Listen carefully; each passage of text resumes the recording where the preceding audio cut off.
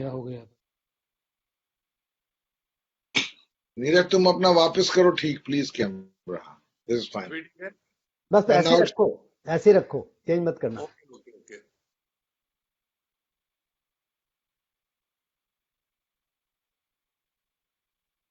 Good evening, everyone.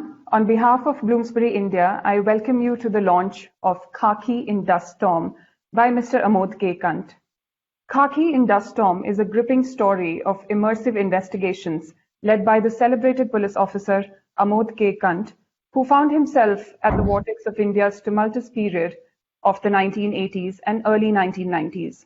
An era of dramatic crime, assassinations, and terrorism, this period witnessed the assassination of Indira Gandhi in 1984 and the horrific riots that followed, the assassination of Rajiv Gandhi, the murder of Lalit Makan and General Vaidya, public attacks by terrorists and bloodbaths at the peak of the Khalistani militancy, India's first ever organized mass explosions through improvised electronic device in 1985, popularly known as transistor bombs, and the growing influence of drug abuse and financial frauds. Leading into the minefield of these most sensational crime investigations that rocked India, he reveals in this book facts, stories, and anecdotes that have hitherto remained outside the public discourse. He pieces together the details, narrates behind-the-scene maneuvers, and carefully constructs the psyche of the perpetrators and the backdrop, weaving together a fantastic and powerful tale. This is also a story of a cathartic evolution of a police officer who, after landing in the coveted Indian Police Service, finds his dreams challenged and confined to the restricted role in the face of India's myopic conventional policing.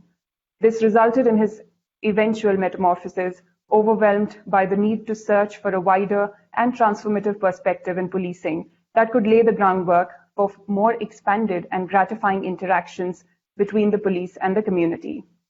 On this special occasion today, we have with us some special guests. I would like to start by welcoming Mr. Salman Khurshid, Senior Advocate, Supreme Court of India, and former Minister of External Affairs. Mr. Pavan K Varma, author and diplomat, former Member of Parliament, Rajya Sabha. Mr. Neeraj Kumar, former Police Commissioner of Delhi. Mr. Vinod Dua, award-winning journalist. And Mr. Rajiv Berry, Managing Director of Bloomsbury India. I would now like to invite Mr. Rajiv Berry to deliver the welcome address. Good evening, everyone. I'm delighted to welcome all to the launch of Khaki in Dust Storm. This is perhaps our biggest book of the year and a landmark publication in its category. The author, Shri Amod Kanth, has legendary status as a police officer of exceptional ability, integrity, and leadership. This book, subtitled Police Diaries 1, is the first of a 3-book series and covers events from 1980 to 1991. This period, as a lot of us are aware, was among probably the most turbulent in the country's history, with the Khalistan extremism, assassination of Indira Gandhi, the aftermath 1984 riots, and the assassination of Rajiv Gandhi. All these events, among many others, are covered in detail as a first-hand account by the author, who fortunately kept diaries which have formed the basis of this book. The book is a gripping read and unfolds details and information never reviewed before. It is a must-read for all to understand the reality behind some of the most defining events with far-reaching consequences in independent India, and to trace the journey and evolution of a police officer who is an inspiration for all. I'm indeed most grateful to Shri Amod Kanth for entrusting us with publication of the book, and I look forward to the publication of the next 2 in this series. My deepest thanks to Shri Salman Khurshid, Shri Pavan Varma, Shri Neeraj Kumar for kindly agreeing to be the panelists at this launch, and also to Mr. Khurshid for the keynote address which is to follow, and to Shri Vinod Dua for moderating the session. Thank you very much. Thank you, Mr. Berry. I would now like to invite Mr. Salman Khurshid for the keynote address and also to release the book. Thank you very much indeed. I feel a very special sense of honor to be involved and to be associated with what I believe is very important event in our lives. An event which for me particularly is important for a variety of reasons, probably so many that I couldn't even count them for you right now. First of all, to be here as a friend and to celebrate a friendship which goes back many, many years, I think from the time that Amodji was in uniform, and has continued over the years, meeting sporadically, sometimes meeting repeatedly over short periods, seeing him transform from a wonderful police officer into a remarkable nurturer of little children, of giving people dreams, of helping them fulfill their dreams through this wonderful organization that he has, Prayas, that he keeps coming back to in the book, fortunately. That has obviously been part of his idea of policing, and that has culminated in what he has done beyond policing. So it's also a celebration of life beyond policing. As for all of us here, many of us, life beyond what we have chosen to do as a first option, whether it's journalism or it's the foreign service, or again, it's for somebody who joined public life and participated in the legal profession, that there is a life beyond whatever you choose. And therefore, I congratulate Bloomsbury for having underscored and highlighted a life in which the liver of that life chose to do something beyond what one would have thought was a full and fulfilling life. Again, it's important because we live in trying times, we live in stressful times, we live in times when ideas that many of us have grown up with and we have taken for granted and we have celebrated and we have thought to be indispensable to the good life in India are suddenly being challenged, are being questioned. And what we see in terms of popular decision making of the people of our country, it gives you reason to begin to doubt whether you've been on the wrong path for very long and that somebody now is pointing to you that you've been on the wrong path. So when there is such clear division between one idea and another idea not just of lives that we lead, but indeed the idea of the life of our nation, when there are strongly contesting opinions. And in those, if we want to look at roots of how we've got here and why we've got here, and indeed as to what has happened before we got here, this book is a remarkable contemporary history of ideas, of things that have happened, gruesome things that have happened, unhappy, unpleasant things that have happened, tragic things that have happened. But throughout this book, there is no sense of defeat. There is hope throughout. And I know that there will be, during the panel discussion, there'll be many different dimensions that are highlighted by the panelists, and we'll have a chance to look at certain things in greater detail. But certainly for me, this was both an eye-opener. This was a rediscovery of times that we've lived in and perhaps didn't notice as we lived through those traumatic times, that here is someone who can give you from the inside an extremely objective, fair account of how things were and how things panned out. Of course, there's one thing that I couldn't figure out. The book is a conversation between Amodji and a lady who is all set to write about him. But we never know at the end of the book what happened to the book that lady was going to do, Aradhana was going to do. Whether that's another parallel book that's coming is something that's been left for us to ponder over. And I assume that that be an interesting second look at a civilian look at a police officer.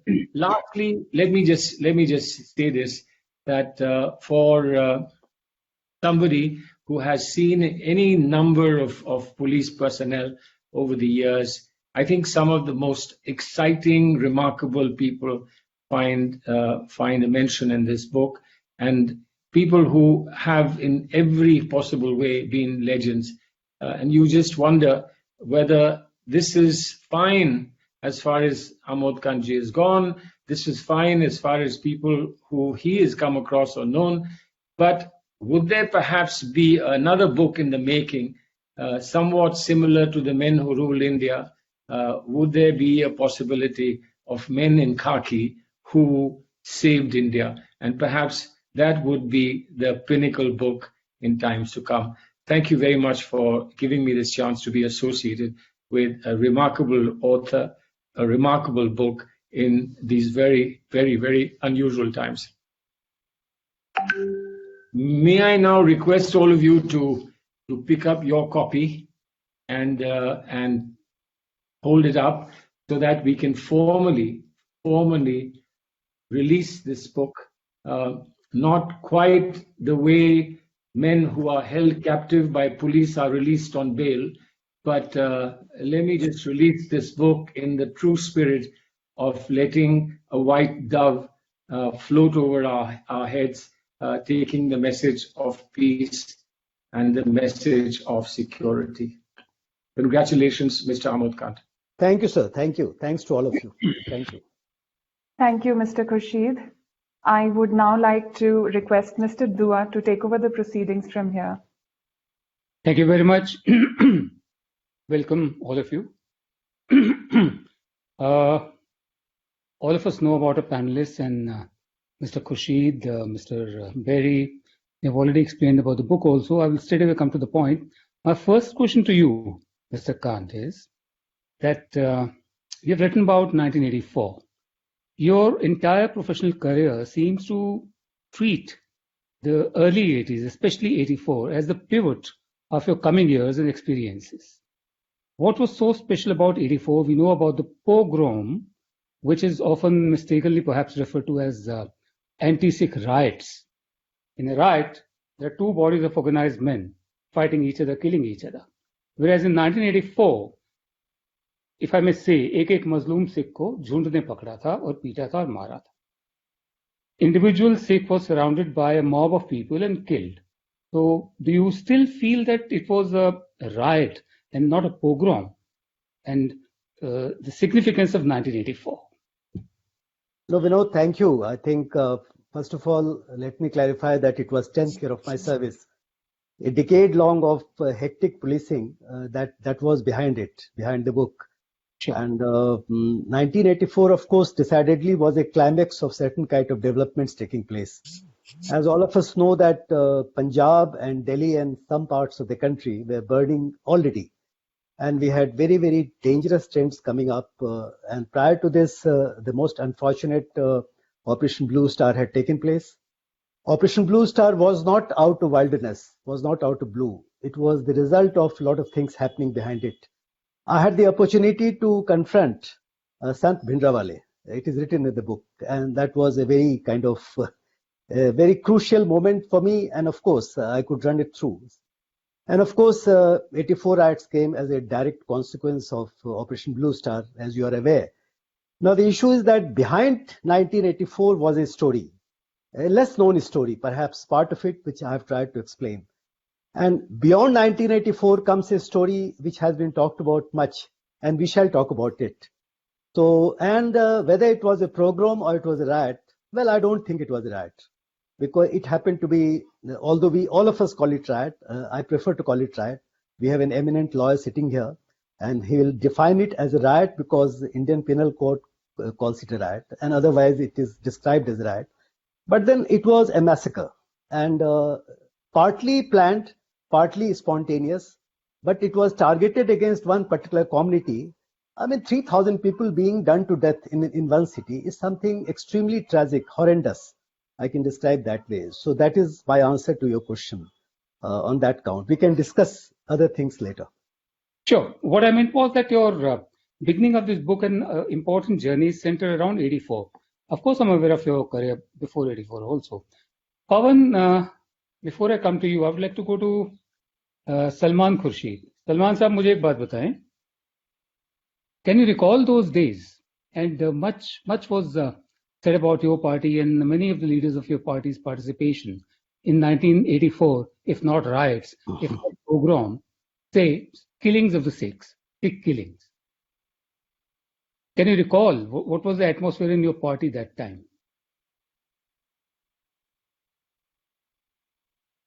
Unmute. Just unmute. Sorry. Yes, I can recall them as very gruesome, very sad images that I saw myself, because the city was, of course, in a complete turmoil. There was generally curfew.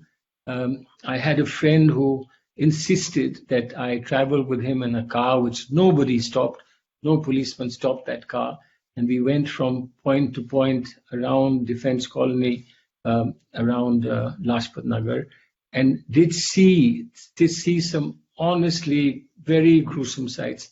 And I think they are unforgivable for humanity. And I believe any amount of apologies and attempts to erase that horrible memory would be inadequate. I don't know of any of my colleagues who were accused, and some of them were. I did attend a book release like this one of Mr. Pulka, who had invited people from different political parties. And I spoke in the end, and I did say that some names mentioned in the book were people that I had known and I had respected and I'd liked and I had been friends with, and the accusations made against them were very hurtful. And I'd hoped that such a thing would not have happened, and if it has happened, then all of us would feel responsible. But it was like many other similar events in our country, things that you have to get beyond. I'm not saying that you escape them. I'm not saying that you throw them under the carpet, but we need to get beyond. How do you do that? How do you repair the cracks? How do you put balm on the burning wounds? Is something that we as a society had to decide, and it seems that we haven't done that. Amod Sahab, before I go to my other guests, Neeraj and Pavan, what kind of inadequacies did you find in the policing system, as well as infrastructure? You have mentioned this in your book also. Was it adequate enough? What were the shortcomings? I'll go to other cases later. No, actually, Vinod and all of you, and my co-traveler Neeraj is right here. He was my additional DCP. And we were together all the time, and we faced it all the time, equally practically. Now, let me tell you that Delhi police was completely inadequate, terribly inadequate in those times. I am surprised why. Because perhaps a couple of years had gone by, we had a commissioner of police system. Probably the force in Delhi police, the actual manpower was less than 1/5 of what it is today. The number of police vans, the police control room vans as we call them, was just about 30 to 40, Neeraj, if you correct me. Today it's 3,000 or so, okay. And then the communication, the transport, the system, and of course the leadership. Leadership always becomes very important. Even there we had inadequacies ultimately, and we can talk about it later. But decidedly, Delhi police was totally unprepared for it, number one. And secondly, I'll definitely accept the fact that it was like a tornado. It was like a huge dust storm, I have called it, where things got blurred, and it was very difficult to control it. Neeraj, if I may come to you, you were additional DCP. Correct. Yeah. Can you recall some details? I'm quickly trying to wind up this particular topic because many more cases and many more experiences of Mr. Kanth are to be shared. Then I'll come to you, Pavan, asking about the interface between the citizenry and the police. Neeraj, can you recall some details, please? Basic idea is that never take away. There are many details which I hate to recall, but right on the day Mrs. Gandhi was assassinated and the news of her death came, there were very few district police chiefs who thought it necessary to collect all officers and tell them that we were about to face a very dangerous and a very huge situation. And one of them was, one of the people who thought it necessary was Mr. Amod Kanth, who had a meeting. I clearly recall what all happened in that meeting and how he briefed everybody what should be done. And as we were still in that meeting, news came that certain families belonging to the Sikh community were celebrating in Patel Nagar, and we immediately rushed to that place because there was a large crowd gathered around that house, and believe it or not, they were actually they were having crackers, and there was a kind of a Diwali going on, and people were obviously very incensed. Now that was the starting point.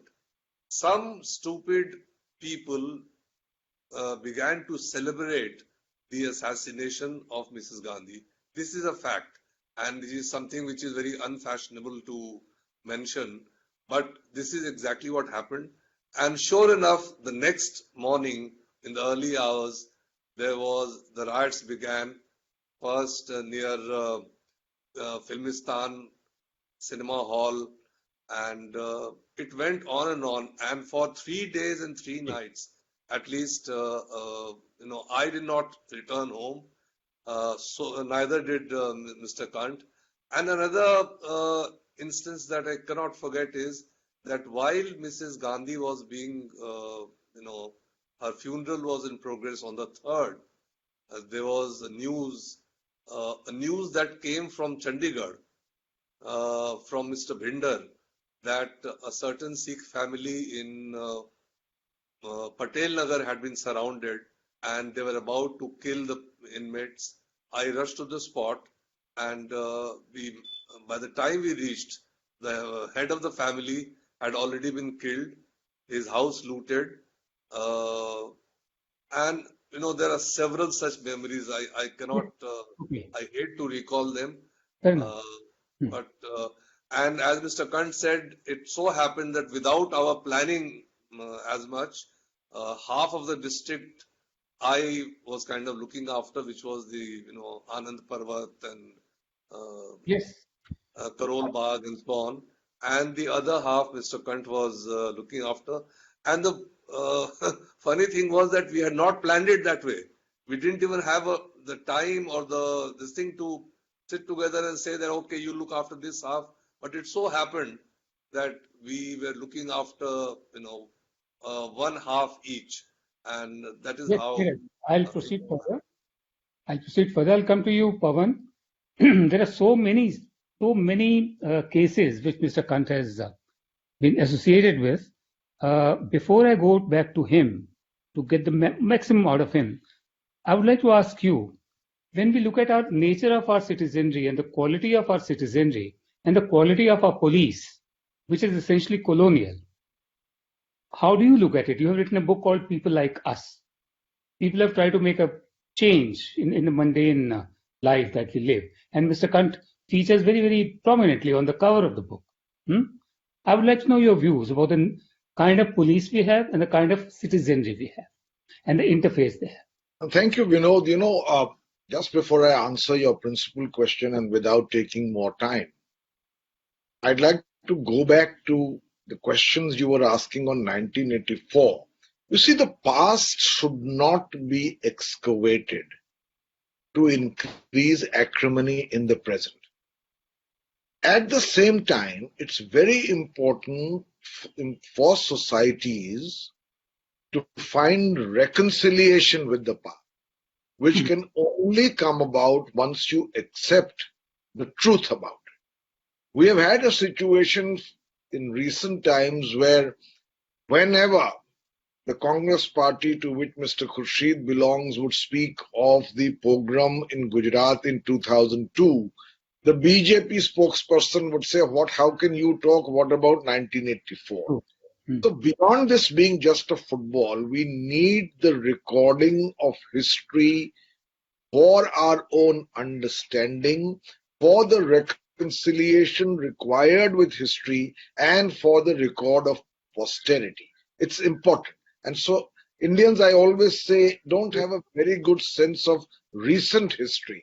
They can talk about the golden age of the Guptas or the grand Mughal Empire, but they don't know much about recent history. People don't write enough, don't record enough, don't put down their memories as memoirs. So I'm happy that he has done so, because I think it will add to our corpus of history. I may also say, and this may surprise you, even though I was in the Ministry of External Affairs, on that fateful day or the next day after Mrs. Gandhi's body was put in state at the Teen Murti residence, I was as an undersecretary on the Soviet desk. It so happened I was deployed at that site, and I saw the first people break the window panes and rush inside, and the whole law and order situation going out of hand. In fact, Dr. P.C. Alexander, who had come to supervise arrangements, jumped out of the window for his life. Now, coming to your question, I feel that first of all, Mr. Kanth's, Amod's approach to policing has been greatly influenced also by two factors. One, he came from a family of integrity. One uses these words loosely, but I mean a family which set store at doing the right thing to the extent possible. His father was called the Gandhian magistrate, and no doubt for that sin got transferred very quickly from every position.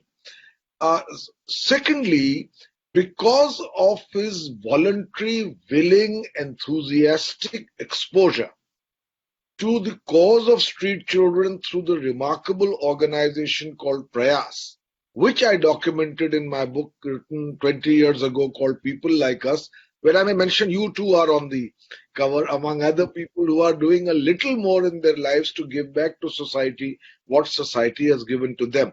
It was a kind of practical sequel to my book, The Great Indian Middle Class.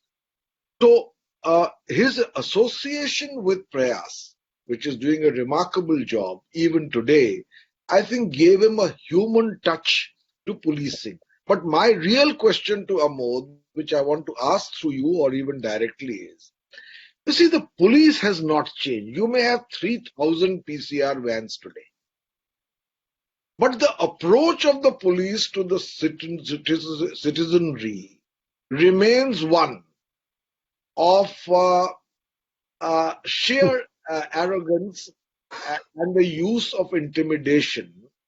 So you don't have the good cop round the corner. In fact, to go to a police station, people still think twice. There is an aura of corruption around the police. So why have the police reforms not taken place? And if this has been the degree of change, why has an incident like Hathras happened? What has happened to the conscience of the police officers, many of whom you praise? And I'm not singling out the police. It's the bureaucracy. The district magistrate in Hathras was as much to blame. Why do they become willing puppets in the hands of political masters with no sense of conscience alive in them of doing the right thing as per the constitution to which they've taken an oath? Why has this deterioration, erosion of ethical standards and of principle occurred in a service which is so important for the common people? I'm shocked by Hathras. You're a police officer, and I wanted to take you beyond merely your memories to juxtapose this and draw your conclusions. Yes, that is the purpose of my raising this question, the difference between citizenry and the police, and the quality of our citizenry and the quality of our police. And idea, the earlier 1984 thing, idea is not to excavate the past, but as E.H. Carr said, we often refer to history as the backview mirror. When we drive forward, we only refer to it. And it's always good to refer to it. You cannot go on driving forward. You can't ignore it, Vinod. You can't ignore it. Because make mistakes. So that was the basic idea. Mr. Amod Kanth has provided us a very good backview mirror, I would say. And before I come to Mr. Kant, and I have really, we were discussing today morning the same thing, interface between citizenry and the police. I leave it to Mr. Kant to reply. What is your idea? Why is it that wherever the British left, they left the kind of police the people were, like the people. Australian police is like the Australian people. All right. In London, a bobby can be trusted by a schoolboy also. He can leave his bicycle with a bobby. Said, get it repaired. I'll take it from you when I come back. But out here, as the Pavan rightly said, it's basically coercion and aggression. It may be 3,000 police vans. It may be whatever infrastructure. Out here, coercion. Exceptions of Neeraj and Amod. No, listen,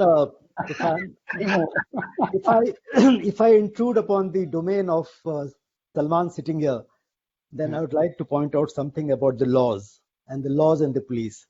Well, this morning I was talking to Vinod and I told him that the basic thing which comes to my mind, I am very thankful to Bloomsbury for almost encouraging me to write all this and also waiting for the next one which I am going to write. Now, what I thought during this period is something which I never thought so seriously earlier. See, number one, everybody would agree that the India's criminal justice system, Salman, please pay attention on this. India's criminal justice system is a direct byproduct of 1857 First War of Independence and the Sepoy Mutiny, so-called Sepoy Mutiny. 1861 came Indian Police Act and followed and simultaneously came the triad of three laws, Indian Penal Code, CRPC, Evidence Act. So an infrastructure, a kind of steel frame structure about which most incorrectly we take pride that we are a part of a steel frame and things like that. That system was created. That system was entirely meant to repress this country. The system, soon after East India Company, the Crown took over, they created the legal system in India, Macaulay being one of the framers. And then that system was entirely meant to subjugate this country, subjugate the people of India, not to let them be themselves. That was the position, 1857 onwards. And that Indian Police Act still remains same. 80 to 90% of Indian Police Act 1861 remains the same. 80 to 90% of criminal justice system remains the same. That is one part. Second part, Pavan, you refer to Constitution of India. A thought comes to my mind these days. It's coming now particularly. That the Constitution of India is a dream. It's a kind of vision document. It's a kind of wish list that we created. Extraordinary kind of constitution. No other world country has it. Now that constitution, 1950, following that, the aspirational India, women, children, disabled, elderly, poor, disabled, and things like that, with regard to all these kinds of people who deserves the policing most, all these segments of society, the poor segments, marginalized segments. Now, plethora of laws. There are hundreds of social legislations which have been formulated. And now the police is sitting on a very peculiar kind of dilemma. On the one hand, we have got a system, archaic system, outdated system, which must crumble, going back towards 1857. On the other side, we have got a system which is not being implemented.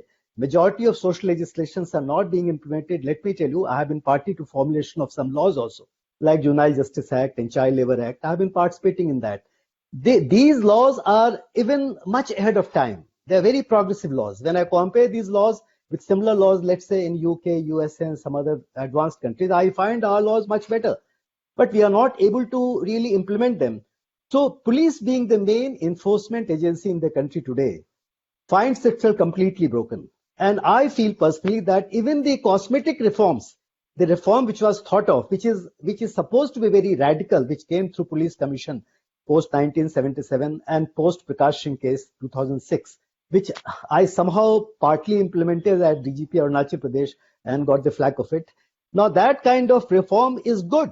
It may bring about some changes, but in my considered opinion and experience of 34 years of policing, 32 years of civil society interface with the policing, I am convinced that unless you break the old system, that old system 1857 plus, I mean post 1857. Is it the system or the attitude? I mean, this attitude comes simultaneously because let me inform you, Pavan, that as a policeman, we are hugely bound by the laws. I mean, unless we change the structure, it is very, very difficult for police organization to perform otherwise. We are made to think that way. We are made to act that way. So this is something which is very important. And the countries where the policemen are thought to be not only enforcers of law, but also, like service providers. I would have thought of police like a service provider. And of course, as you know, that I had that interface which you talked about in great detail, 32 years and 34 years, police and social sector. So 20 years actually, I ran this organization Prayas while being in the police, 1988, 2008. So that was my position. So this is broadly the thought process which is there in my mind, that we need some radical, really radical changes. Okay. Salman Saab, I would like to come back to you. I've just mentioned about the nature of our police that essentially what he meant was that they are not facilitators and made in the image of the European masters. There's a very interesting book by Frantz Fanon, Wretched of the Earth. He talks about not only the police, the native elite manufactured by the European elite in its own image. Is it only the police service? Is it only the bureaucracy? As you mentioned a short while ago that Philip Mason's the men who ruled India, and the police finds itself in virtually helpless.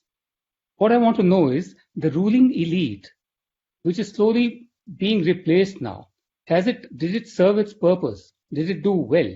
The ruling elite manufactured by the European elite in its own image. Yeah, I think you've touched upon a very important matter and a very, very delicate and troublesome matter.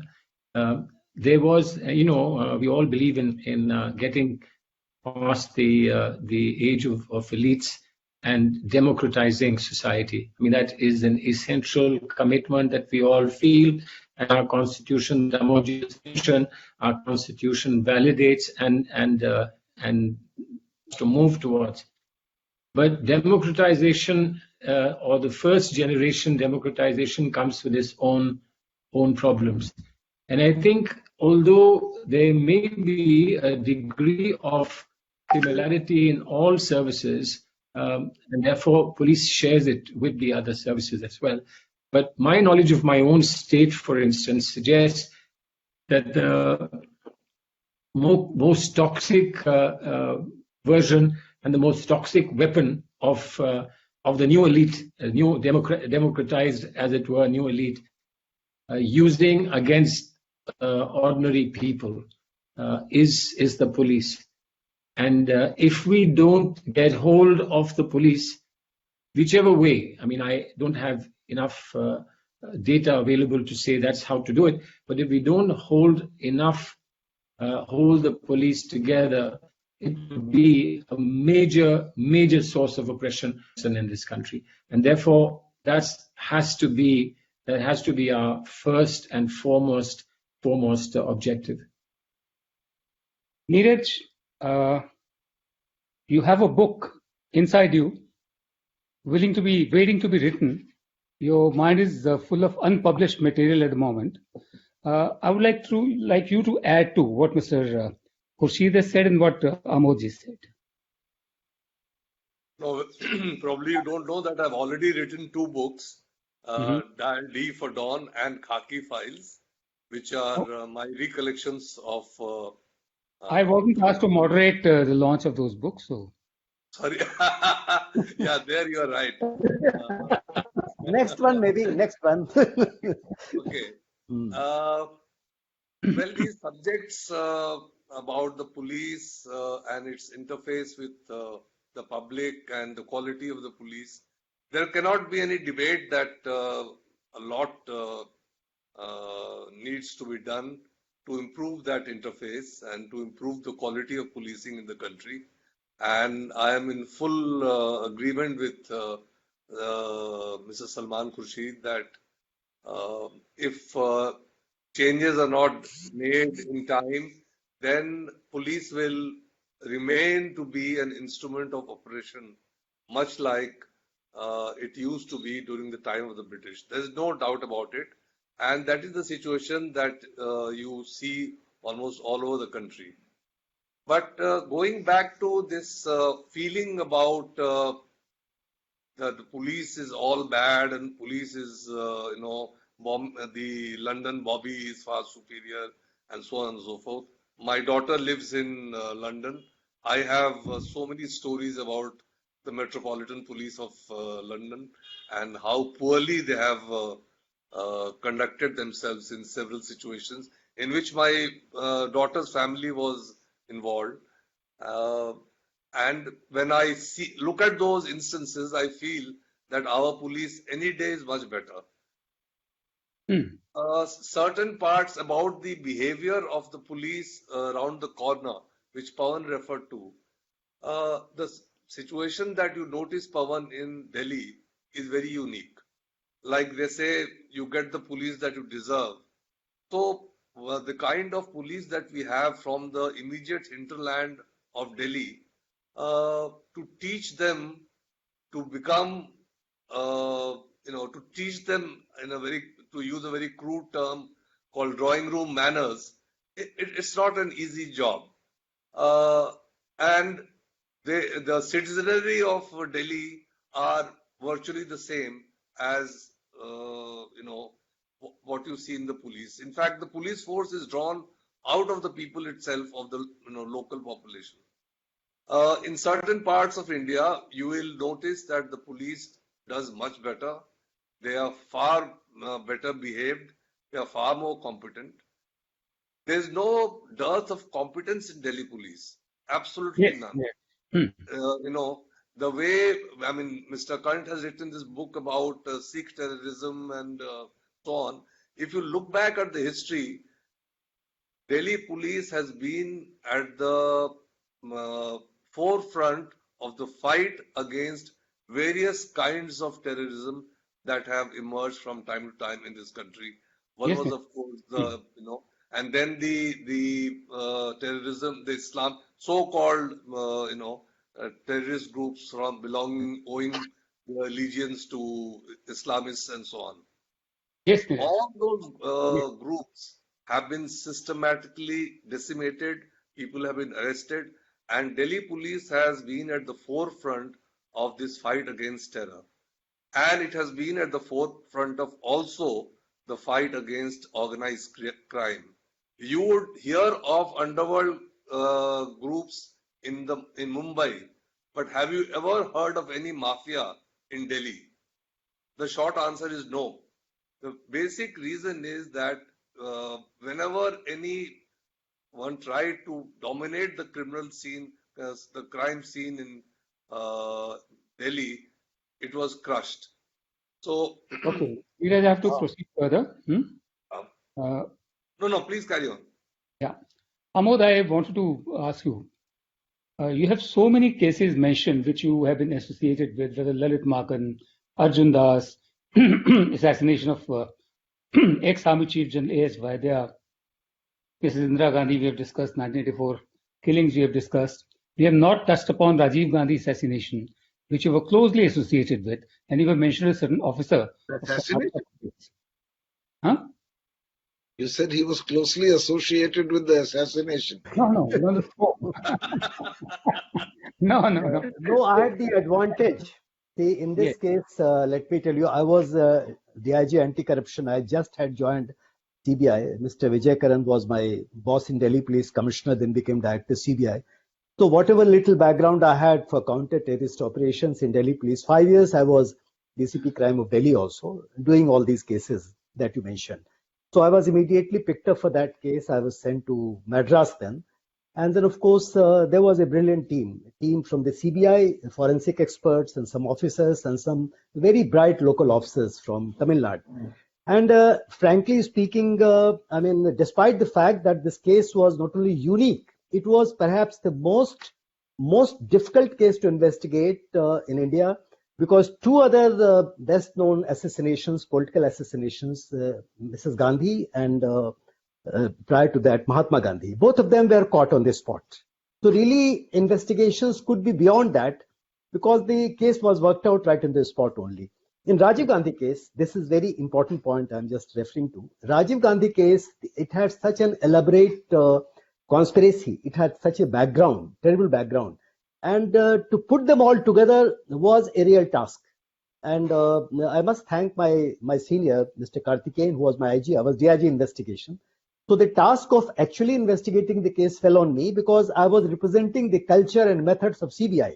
which I value a lot. I've written the book also. So, of course, Rajiv Gandhi assassination had many facets, many facets. I mean, the facet of LTT, the facets of politics in Sri Lanka, facet of politics in India, and that particularly Tamil Nadu.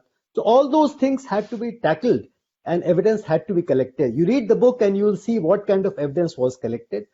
And of course, the matter remains still alive because as you know that, the death sentences of 4 persons were commuted to life imprisonment. And perhaps any day they will get released through the remission order or perhaps the amnesty by the governor of Tamil Nadu. So it's happening. Okay. Now, I may tell the viewers also, people who have joined us, that apart from all these cases mentioned, whether 84 and Mrs. Gandhi's assassination and the cases we have mentioned, we have also been associated with Charles Sobrar's Tihar jail escape. Oh, and yes, that was my case. There is a movie also, Man Charles, Amod Kanth, and that okay, that's correct. You know, it was again. I mean, it was again one of the most notorious cases of the most notorious character. We have been associated with the Charles Sobrar's Tihar jail escape, Jessica Lal murder, BMW road massacre, Ramesh Sharma political mafia. So I'm not surprised that we need 2 more volumes. From book 1, book 2, book 3. My last question to you is, in case you would like to continue, you may choose a moderator, because I have a recording to attend to after this.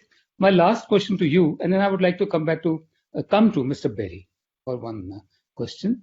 My last question to you is, considering your vast experience and using your experience as a vacuum mirror, not excavating it, but using it as a vacuum mirror, and considering the kind of times we are living in, and the kind of voters we have, the kind of citizens we have who are young, and we have seen their behavior in subsequent recent elections also. The paradigm shift from liberal, secular to the current political narrative. What kind of police is required in years to come? No, I think the most important job for the police would be 2, in my opinion. Number 1, the policeman's first and the last job should be to find the truth. Because finding the truth, whether it happens to be a situation of law and order, or it happens to be a serious crime, a small crime, if you find the truth, the justice will follow. And our truth is not that metaphysical or spiritual truth. It is simple truth, very simple truth. As it happened, situation as it happened, you have to unfold it. And once you truthfully unfold the situation, you have the opportunity to present that situation. People will accept it. So that is very important. Our system doesn't allow us to find truth. Again, I think Salman is here. I'll say the accusatory system of Anglo-Saxon origin perhaps is at the base of it, which is a sad system. Inquisitory would have been far better, but truth finding should be the job of police and not presenting a case on. That is first point. Second point is that yes, without being part of community and without taking community along, there is no policing at all. Community policing, so-called community policing in police parlance, used to be a peripheral thing. It was on the soft side of the policing, not really admired. But over the years, I have found that there is a sea change. I mean, if Neeraj investigated that famous Nirbhaya case, I mean, what happened around that case, the kind of uproar, and resulted in the legal change in just about a month's time, following Justice Verma committee.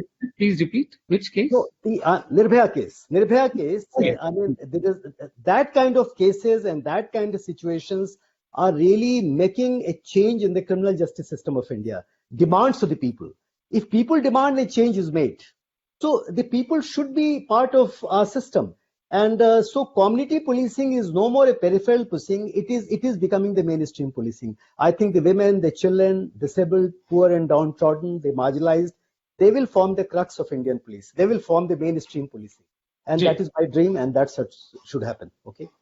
मैं हिंदी में थोड़ा सा बोल दूं. एक किताब है राग दरबारी, पवन आपने पढ़ी है, हम सब ने पढ़ी है. उसमें एक छोटा सा वाक्य है कि वैसे तो सभ्य समाज में किसी पुलिस का होना अपने आप में ही एक घटना है. अगर समाज सभ्य है तो पुलिस का होना ही अपने आप में एक घटना. Whereas since your suggestion is to make everybody into a police person, community policing, I leave it at that. And I'll before I beg your leave, I will request Pavan to continue, please. And I want to ask one question to Mr. Berry. Mr. Berry, Mr. Khurshid mentioned a book, Philip Mason's book, The Men Who Ruled India, and there was a hidden suggestion that there could be a book, The Men Who Policed India. Do you think there is a seed of a forthcoming book? You have two eminent police people sitting here. I totally agree. I think, and it was also mentioned before, something like Men in Khaki.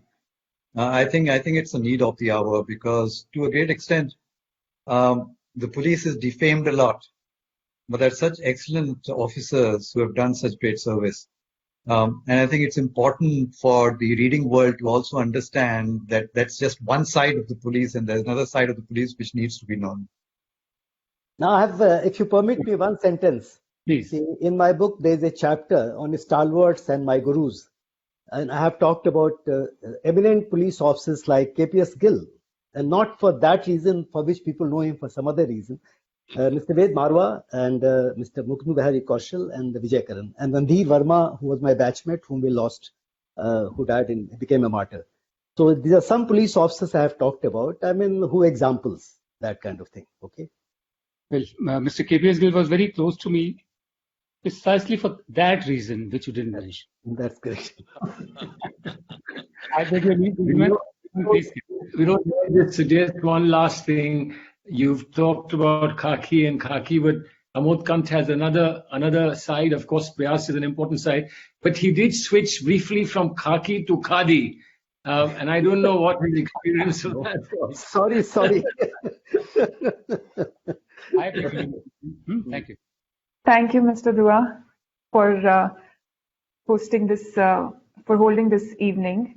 Thanks. And I also thank all our esteemed guests at this point for taking out time to be a part of this special evening and making it so meaningful for us and for everyone who's watching this event.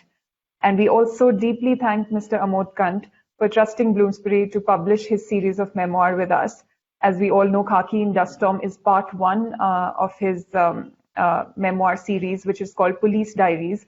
Book 1 and Book 2 will follow soon. And the book is now available in bookstores near you and on Amazon and Flipkart. So everyone who's watching, I would request everyone to please order their copy. Thank you. Thank you. Thank you very much. Thank you, everyone. Bye-bye. Bye-bye. Bye-bye.